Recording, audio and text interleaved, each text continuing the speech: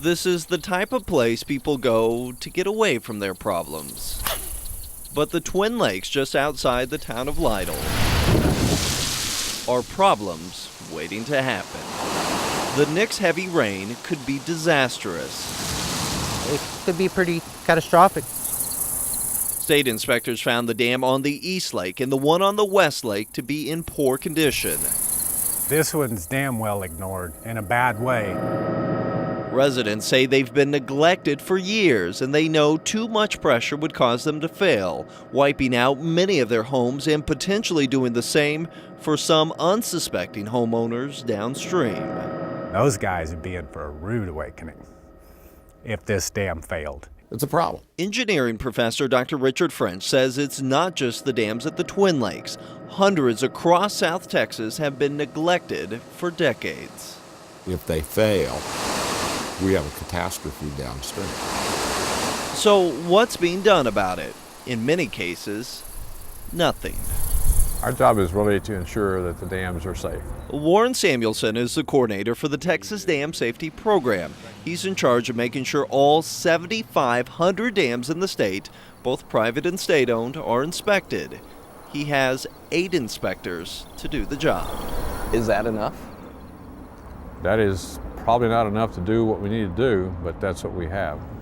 We obtained a list from the state of every dam in Bexar County and when they were last inspected. The Pax Lake Dam in southern Bexar County, just off Pleasanton Road, was last inspected in 1992. Closer to the city, the dam at Canvasback Lake near Loop 410 was last inspected in 1983, 25 years ago. Now take a look at all these dams with no inspection date listed. Those have never been inspected. Some that haven't been looked at in a long time, and we acknowledge that. Some that have people at risk even, and that's what we're working on.